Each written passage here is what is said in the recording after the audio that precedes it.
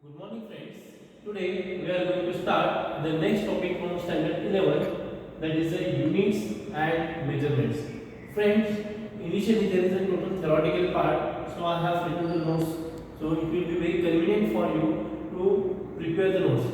Friends, in the upcoming terminal examination, this topic is included and you should make the notes properly. For that purpose, I have written the notes here, so you can detect is if the notes as it is and prepare for the terminal examination. Okay, so just we will start with the introduction. So when we are studying about the physics, so physics being a quantitative science, there is a requirement of an accuracy, and for the accuracy there is a requirement of measurement. Suppose if we go in a shop and if we want to purchase the 1 kg of sugar, so what will the shopkeeper do? He will place the weight and in one pan and in other he will pour the sugar till both will be get balanced. So here we can say the 1 kg is the unit. Again, suppose if we want to measure the length and the length is 5 meter. So in physics we can say the numerical information 5 as a magnitude, and what is m? M meter we can call it as a unit. So in physics when we are saying about the magnitude, so what is magnitude? Magnitude is the numerical information of a physical quantity, and the meter it will indicate the unit, and when the magnitude and unit are combined then physical quantities are created.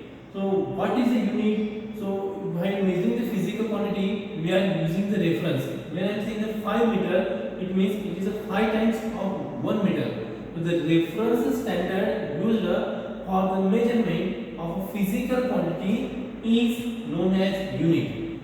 Friends, when we are saying about the units, so in different countries there are the different units. So there is a requirement of one system that will be uniformly all over the world, and that system is the SI system. Okay, we will see it later on. Now we begin the topic with the point system of units. So in the terminal examination the question may be asked what are the system of units. So basically there are four system of units: CGS, that is a centimeter gram second; MKS, that is a meter kilogram second; FPS, foot pound second; and SI, system of international. So SI stands for the system of international. So these are the system of units. So the question may be asked for the 2 marks. What are the system of units? Then what you have write? CGS, MKS, FPS and SI. And remember you should write their long form also. Friends, out of these CGS and MKS system, these are the metric system. Metric system. So what is the meaning of the metric? Metric means we can explain them in the power of 10. Out of this FPS, foot pound second, this system is used in English spoken countries like UK and Australia, and SI stands for the system of international. So friends, when the research are done in different countries, there are the different units. So while exchanging the scientific data, scientists found it very inconvenient. For that purpose, at the 14th International General Conference on Weights and Measurement in 1971, the SI system was accepted. So SI is a system of internationals, means this system was accepted universally. So why this system was accepted? In order to avoid the difficulties while exchanging the scientific data. If in different countries, if there are different units, then it will create lots of confusion. So in order to avoid that, the system of international was accepted in 1971. In the SI system, there are fundamental physical quantities, there are the derived physical quantities, and two supplementary units they were added later on. So friends, we are going to see about fundamental physical quantities, derived physical quantities. So first we will see their definition. So as the word is a fundamental, so fundamental means a basic, and when you are studying about the physics, then you should know about the basic quantities, and there are total 7 fundamental physical quantities. So what is the definition of the fundamental quantities? the physical quantities which do not depend on any other physical quantity for their measurement are known as the fundamental physical quantity. So the question is asked, what is a fundamental physical quantity and what should be your answer? The physical quantity which do not depend on any other physical quantity for their measurement is known as fundamental physical quantity. Second question, what is the meaning of fundamental units? So what is its definition? The units used for the measurement of fundamental physical quantity are known as a fundamental units. So these are two different questions. So you should read question very carefully while writing the answer, whether the fundamental quantities question asked or fundamental units. So both have the different definition. Again, I am going to explain the definition. What is the fundamental physical quantity? The physical quantity which do not depend on any other physical quantity for their measurement is known as fundamental physical quantity. And in short, we can write the units which are used for the measurement of fundamental physical quantity are known as fundamental units. So, how many fundamental physical quantities are there? There are total 7 fundamental physical quantities. What are they? That means later on. Now, second definition, derived quantities and derived units. The physical quantity which depend on, just we have changed one word, the physical quantity which depend on fundamental physical quantity for their measurement is known as a derived physical quantities and their units are known as a derived units. So, I have combined both the definition here in a single sentence. That will be also very easier way. Okay, so what is the derived quantities and the derived units? The physical quantity which depend on fundamental physical quantity for their measurement are known as a derived physical quantity, and the units which are used for the measurement of the derived quantities are known as a derived units. These are the definition parts.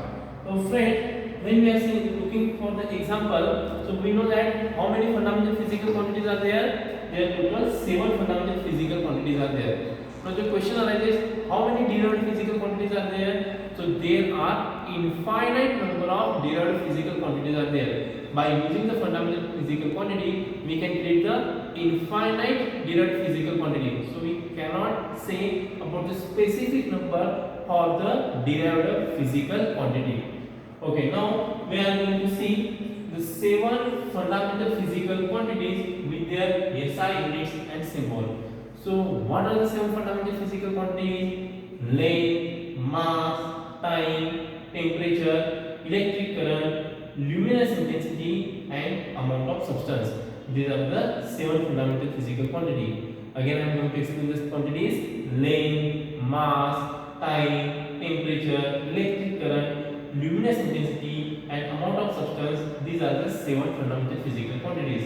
So what are the units? The SI unit for the length is a meter, for mass kilogram, for time second, temperature Kelvin, electric current ampere and luminous intensity candela, amount of substance mole. So these are the SI units and the symbol. Friends, the question may be asked here, write the 7 fundamental physical quantities with their SI unit symbol. Then you should draw this chart properly.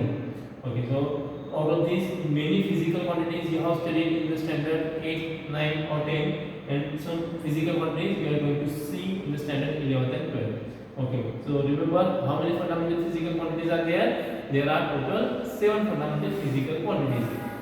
Now we'll see about the examples of derived units or derived physical quantity. Examples of derived units or derived quantities. When we are saying about the derived quantities, so here, what are the two derived quantities? I have taken two examples: velocity and area. Friends, remember there are infinite number of derived physical quantities. I am explaining two here. First is the velocity. What is the formula for the velocity? Velocity is equal to displacement upon time. Now displacement is measured in terms of meter, time is measured in terms of seconds. So you can observe the meter is here in the fundamental quantity, and time is in the here again fundamental quantity. So derived quantity depends upon the fundamental physical quantity. So meter divided by second, that is called as meter per second. So velocity depends on two fundamental physical quantities. So it is known as a derived physical quantity. Again I am going to take the second example, area. So when we are calculating the area of rectangle, which formula we are using? Length into breadth. So length multiplied by breadth. Length is measured in terms of meter, breadth is also measured in terms of meter, meter into meter, meter square. So meter is a fundamental quantity. So area depends upon the fundamental quantity. So what we can say that the area is a derived physical quantity. Okay, so here we have studied about the two examples. So you can create large number of examples. Again, I am saying one example regarding the volume. So what is the formula for the volume? Volume is equals to length multiplied by breadth multiplied by the height. So meter multiplied by meter multiplied by meter, that is meter cube. That is also the example of the derived physical quantities. So in your textbook, some derived physical quantities are given. You can try to write derived quantity on the fundamental physical quantities. Friends, when the scientists discovered the fundamental physical quantities and derived physical quantities, then they found that in order to measure angle, they haven't measured any fundamental quantity. So that drawback was found. So they added two separate physical quantities, and these two separate physical quantity for the measurement of angle are known as the supplementary units. So you have heard that during the examination when we are writing the paper, and when the paper is completed, we are taking an additional supplement to write the answers. That's why when we are taking the additional quantity, that is known as supplementary. So based on that, the scientists have given the name supplementary units. So how many supplementary units are there? There are two supplementary units, plane angle and solid angle.